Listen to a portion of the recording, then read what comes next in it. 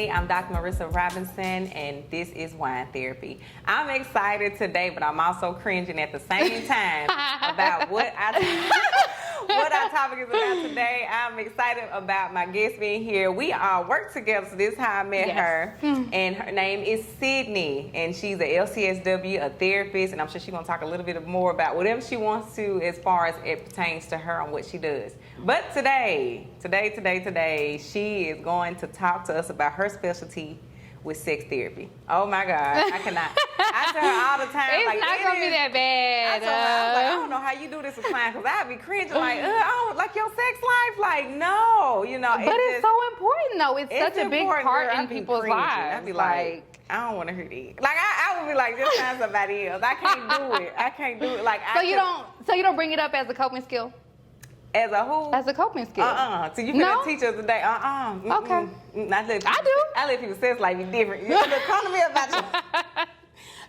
about your other stuff. But this is exciting. See, she already ready. She is ready. She's ready for this. She's good at it too. She's so good. I know you done saved a lot of relationships. I would hope so. I bet you have, because it's something, and you talk about the importance of it, but it's very important in a relationship. Yeah. But before we get into it, y'all know we have to do the wine of the day, so I don't even want to rush without doing that. So of course, the wine of the day is a LVE French rosé wine. This is from Boston Collections, and I'm excited that they sponsored the show today, and we are going to do our taste test now. All right, so get your glass. So, the first thing we do is see. So this is rosé, so it's that orange pink color to me. That's how I look at it. Smells really good. She love rosé. I do. How do you not love rosé? Add some sweetness or something. Okay, so we see it, and then the next thing we do is you see, you swirl, and it got a lot of lines. I told her this is a high alcohol. This is good. Oh my! Did she taste it already? Y'all? I did. I can't. Oh my God! It's good. And then we sniff it. It's definitely rosé. I ain't even gotta go no further. And then we taste it. I feel like I smell like notes of like pineapple. Look at you, taste tester. Give it to me, girl. No, I'm a wino. Give it to me. Like pineapple. I don't know. That's all I smell right now. It smells good. It's just rosé. It's good. She like to talk about stuff different and taste. Y'all, I can't with her today. I will not. I will good. not. But we're gonna have a good time. We're gonna have a good time. I'm excited to have her, y'all. So we are talking about the importance of intimacy in a relationship. And the reason I want her on the show is because I already find it interesting that this is what she does. Like, this her specialty is like becoming that for her. And I'm like, this is what you want to sit there and talk about with these people. You in their business, but I'm really in their business. You in their business. I'm really in their business, yes. And I thought it was so unique. And I'm like, yeah, she got to come on here. So, I also think about how a lot of times, and I've seen it, firsthand with, people I know, people, in therapy or whatever that may be, that the relationships fail because the intimacy starts to lack. So, I'm just going to go ahead and give you the floor. At this point, why is intimacy so important in a relationship? Such a loaded question. But, because there's so many different aspects of intimacy, it plays a very integral part in being connected to your partner, releasing tension. That's why you said coping skill earlier. Yeah. It's a coping skill. Y'all see my face. Yes, intimacy is so important because it's basically feeling that closeness and connectedness with your partner. If you don't feel close or connected to your partner, how are you going to communicate? How are you going to have a healthy sex life? How are you going to handle conflict well? So all of those things are impacted by your level of intimacy. And of course, there's different types of intimacy. We have physical intimacy, which is like the hugging, holding hands, whatnot. We have the emotional intimacy, which is feeling understood. We have spiritual intimacy, having a sense of like what life's meaning or life's purpose.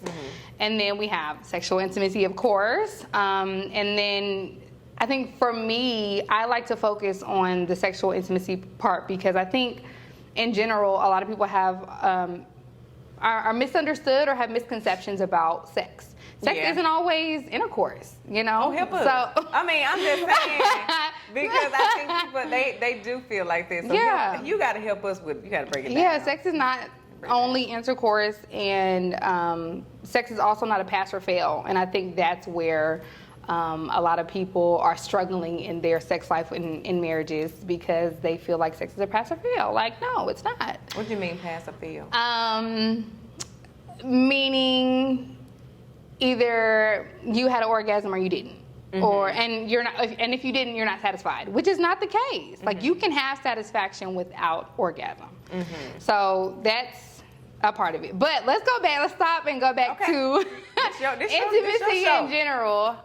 But it's very important because it does lay the foundation for your ability to communicate with your partner and handle conflict and be sexual. Because one thing about sex is that good sex, or let's say like this, bad sex can be more harmful to a relationship than good sex helps a relationship, if that makes sense. Okay, can you break it down a little bit further? So, sex can be good between a couple, but it's not going to impact the level of satisfaction or enjoyment as significantly as bad sex does.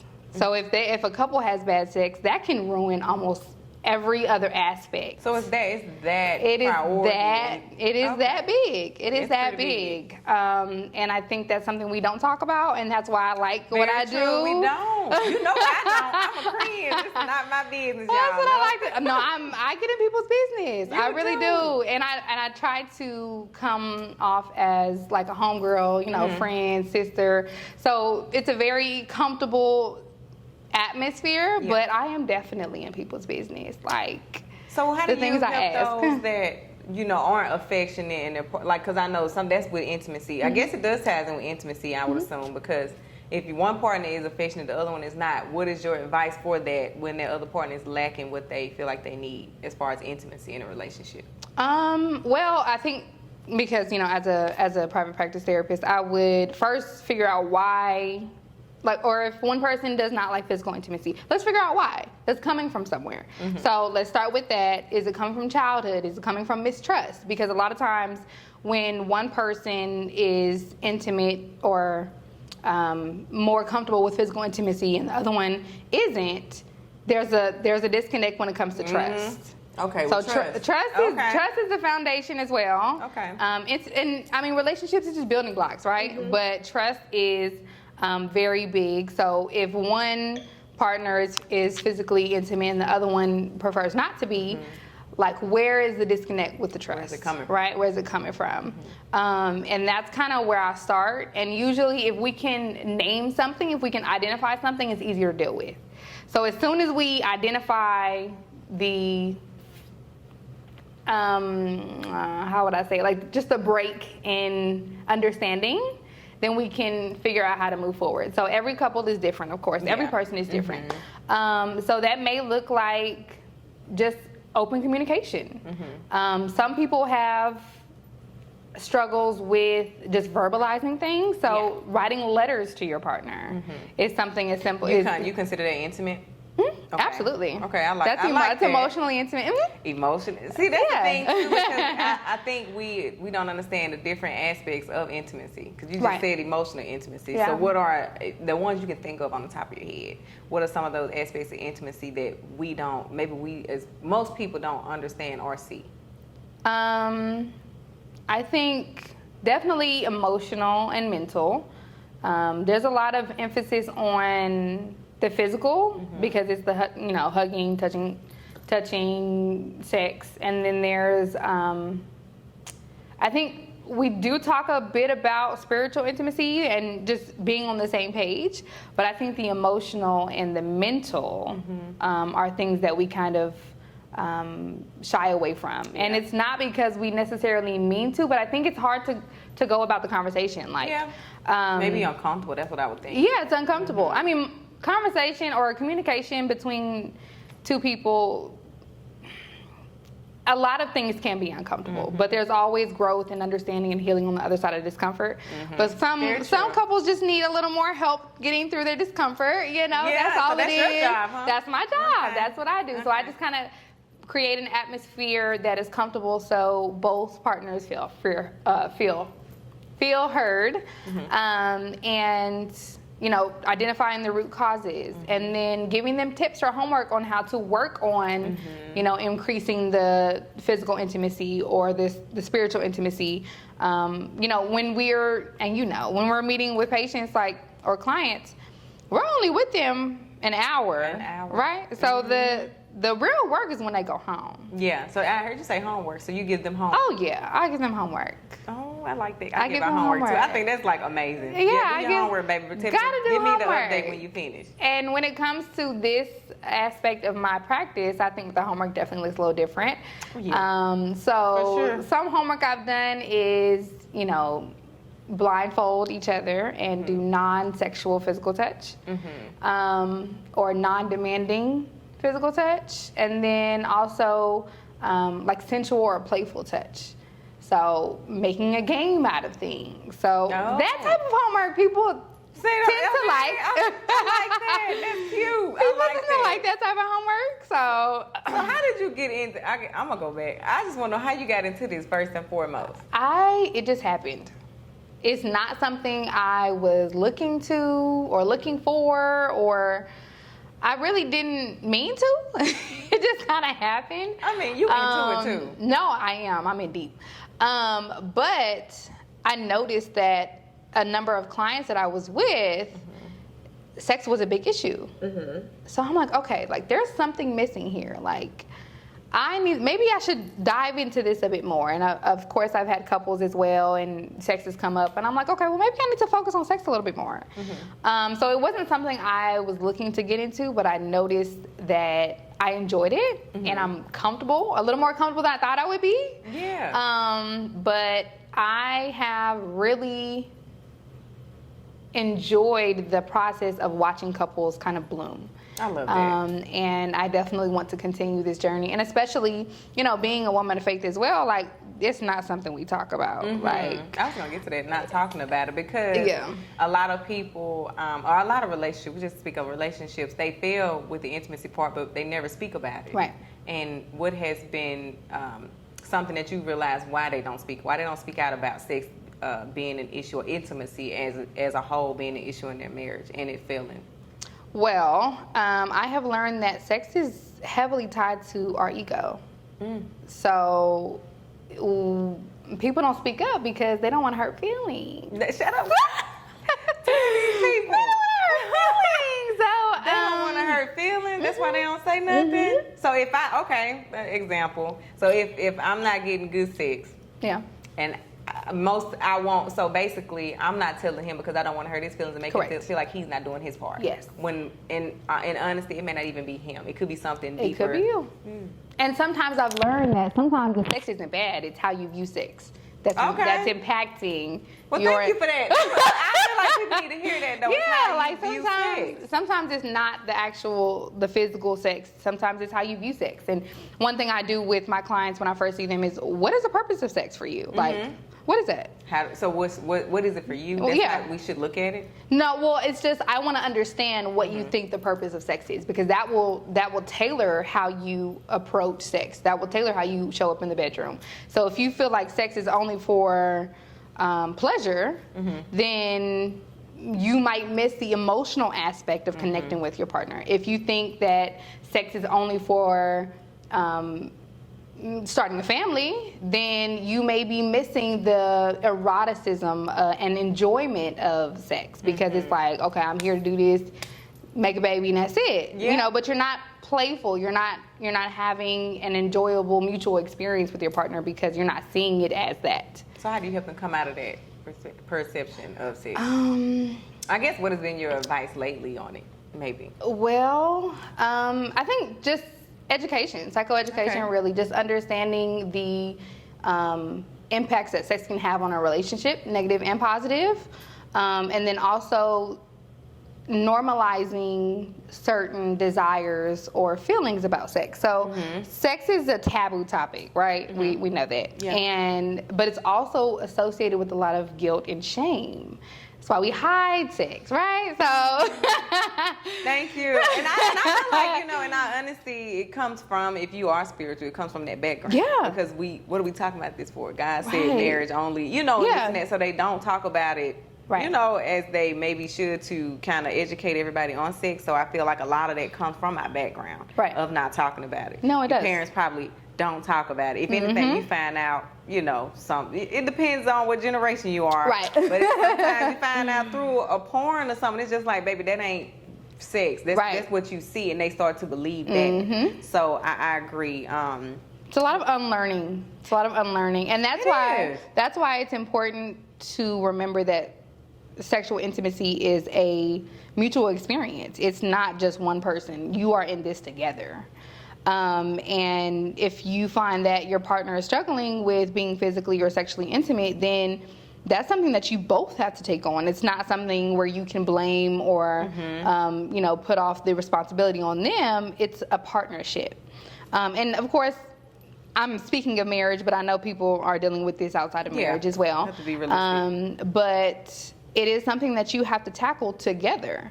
But I mean, that also goes into the struggle of like female pleasure being inferior to male pleasure, and how women don't, we're not as truthful sometimes with how satisfied we are. Because we don't want to hurt their feelings. Right, because sex is tied to ego. Yeah, you said that earlier. But there's also a lot of guilt and shame about women being sexual. Like, if you are a woman and you present as very sexual, then you're labeled. So I think women don't have as much freedom to explore their sexuality and what they like and what they don't like. And that definitely plays into the guilt and shame and not talking about sex. And it's a cycle that we have to break. And I'm hoping that, as a therapist and a woman of faith, that I can kind of help with that. So you're helping us to normalize sex, intimacy, not being so tied to our traditions of coming up, not speaking about it, things of that nature. Right. I agree that women are labeled if they are more intimate, or they are doing the things that give them pleasure, in a sense. And I think I've seen that a lot of women take that to their marriages, and they still, if I do this, I am shamed. Yep. Shame is with that shame and guilt, and not being able to talk about it because the conversation is uncomfortable. Yeah. Hey family, before we continue with the show, I wanted to thank Bossette Collections for sponsoring our show today with the LVE French Rosé wine. If any of you would like to sponsor our show, just let us know. Our information is in the show notes. If you want to give us a wine to taste on the show or a topic to talk about, we are welcoming all of those ideas. Enjoy the show. So let's just hypothetically, you got somebody in front of you and they don't know how to talk about it. That's my thing. How do I, because we may be going through, but we don't even know how to bring it up. Correct. So help me bring it up. Often. Like, what would be your example, or not example, what would be your way of helping me bring it up? I would probably say, to start, do it in the act. So one thing that I have been big on is helping women give feedback during their interactions to kind of teach men what they like, right? The female body is very complex, and it's something I thought about as you were talking was we're spiritual beings, but we're also physical beings, and we're sexual beings. So I will connect the two, but I definitely tell them to explore that conversation during the act first, and there's certain ways I will give them or tell them to give feedback. Instead of saying, I don't like that, or that does not feel good, like, I like it when you do this, or I really enjoy when you do that, or I really want you to try this. And then that may spark some conversation in your partner, and then they may like, hey, like, I noticed you wanted that. And then that's a way to kind of segue into your needs and whatnot. But it is a very hard conversation, and I will say that sometimes being in a therapeutic space to have that conversation might help. So I'm available for that. But you definitely are. Y'all put my girl out here, man. My girl is gonna be on the map after this. No, it is a hard conversation to have. But I think in the act is a good way to start, because if you're not in that space already and you bring it up, it's like, where did this come from? Yeah. You know, like, well, were you thinking about this? You know, people are on edge when it comes to sex because it's tied to their performance. And their performance is tied to their worth and confidence. There we go. There's a lot. So everything is connected. Everything is connected, which is why I do try to focus on, not focus, but I try to integrate it in my practice when I do have clients, because it is a big part of their life. And how you present to others, if you are insecure or you are constantly needing reassurance, you're probably going to show up the same way in the bedroom. So there's a lot of parallels, and it's something that I feel like we need to start talking about. But I get how uncomfortable it is, so I try to do my best. But I was going to say, even in therapy, right? So, you know, you have someone there that's not in the bedroom with y'all, and that may be even more uncomfortable to bring up. You know, we are the non-biased people. We are the people you come to, and we make it as comfortable as possible. We can't talk about your situation, non-biased, whatever. But for somebody out there, they think, and this is me imagining somebody who knows nothing about therapy. They think that we got to come here, we got to talk about every sex position we done. We got to show you like what in. I'm gonna ask.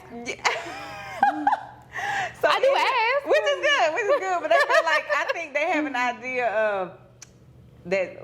I'm gonna just say, if they're not, you know, knowledgeable or competent about the therapeutic area, they may have beliefs about coming to your sessions and thinking it's gonna be something totally the opposite of what you're gonna give them. Right. So, as a person that's coming in to talk to you about sex, intimacy, it ain't, you know, whatever that looks like. What is that session looking like for you? Well, it'll be a couple sessions because I'm going to make sure they're comfortable. I'm going to put a lot of effort into relationship building and rapport building first before we kind of jump into things like that.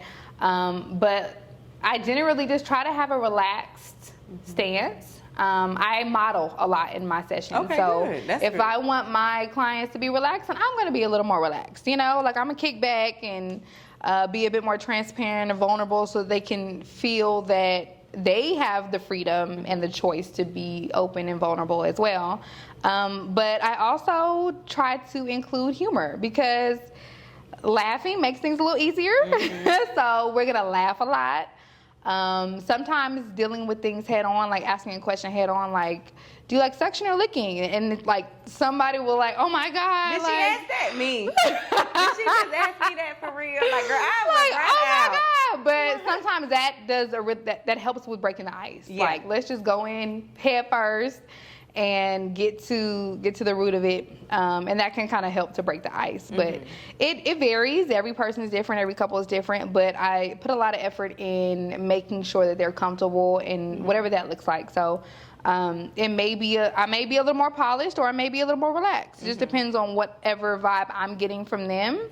But most times I'll just break the ice with something like wild. Yeah. And then after that, they're like, okay, like if she can ask me that, then maybe I could talk about this. So I'm gonna ask a little to go, you know. So I want to know what progress do you feel like you've seen in some of your clients after them talking about the importance of intimacy, right? You know, the idea is that intimacy is very important in a relationship. We're trying not to fail in that area. Right. And so you have a client come to you and they talk about this. They're failing. You know, I have seen marriages depart for that reason. If not that, finances. So that's how big it is. And they're coming to you, they're trying to save it. What progress have you seen? Like, what is something that you noticed, like, all they had to do was this, and it seemed like it made a difference in their relationship? The biggest thing is just the comfort around the communication. I have seen a client go from like, I do not want to have sex with them, like I'm not interested, it is not good, to I really enjoy it and we tried this and we tried that and I like this homework. So it's just one time. But I have seen the communication improve. I've seen them be a little more open to trying new things and new positions and, you know, different locations in the house. Because at first it was like in the room, same position. Yeah.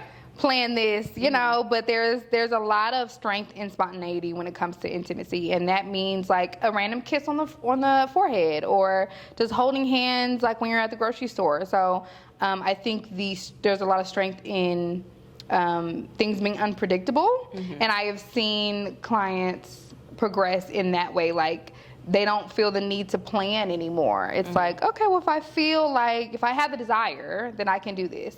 So sometimes it takes a bit longer for others, but it's a process. But I've seen a lot of progress. And generally it's around the communication and the openness about trying new things. Because really, physical intimacy, sexual intimacy, spiritual intimacy is about exploration. Like, you and your partner are constantly changing, or constantly growing. So having a space where you guys are able to continually learn and learn about each other really helps. I love that. I do. I feel like this was needed. Yes. For so many people, this is a hard topic. I'm not like people, we talk about it. Okay, so we talk about, I had a guy on my show last year, and he was, talking about a simp versus being future, doing this and that. We're easy to talk about, I'm going to do her, and her. Like I'm going to say this lightly, I guess, but it's easy to talk about the hoe in me versus it is the intimate part of it. Right. Because you got to be vulnerable to be intimate. Yes. I got to be vulnerable to hold your hand. Yep, I got to be vulnerable to kiss you. And this is what you're saying. This is an important part of your relationship. Yeah. These are things that have to be strengthening to me for you all to make it, for you all to thrive, for you all to build more into the relationship. It's kind of like that foundation a little bit. Yeah. So I look, they got to pay you. So, I'm giving you some clients. So I want you to tell us, like, how can we find you? It's a lot. I know it's going to be some couples coming to you. I believe it. I hope so. I want to know, how can they find you? How can they book with you? So you can find me on letstalkyou.com and submit a consultation or a pre-screen, and we'll just kind of go from there, and I'll reach out, and that's easy as 1, 2, 3. Y'all get y'all help with her. I'm serious. If you're trying to have more intimacy, see how deep she didn't even go as deep as she probably wanted to. I did it. Because I think she can go, but we ain't gonna do that to y'all today, okay? Everybody, I don't want to cringe in the bottom of my seat, because that's what we're gonna happen. But it's been a lot of help, and I feel like, we're talking about the importance of intimacy, and you have given us so many tools even to start with already. I know we got to pay you for our real sessions, but you giving us something to start off with, and that's to me, that means everything. And this is giving everybody like some light that sheds on being open and vulnerable about communicating intimacy, your needs. It's okay. Yeah. It's okay to talk about it. That's all she's saying. It's okay to really tell people what you need, your desires, your needs, and everything. It's okay. And that's what's gonna build it. So I'm thankful for you. Thank I got to you. give to you, my girl, because she like rose. I don't know where she got that from. Look at me. I don't know where she got that from. But I got you a gift. Oh, I love it. And it is a white wine. I know we talked about that. You. So I hope that you Thank enjoy it. Yes. And this is not the last time you're gonna be on the show. I hope not. So we're gonna have you back. I don't know what we're gonna talk about next. I gotta figure out some more traits. Okay. She got some more skills in her and stuff, so I gotta figure out what else we're gonna talk about. But I'm excited. So I just want to thank you so much for being on the show. And until next time, y'all, let's talk about it. Hey family, I hope that you enjoyed the show and that you received some tips on keeping intimacy in your relationship. Remember to share, subscribe, and then comment on our videos, and also tell somebody else, because we don't want to be the only ones getting help. So until next time, let's talk about it.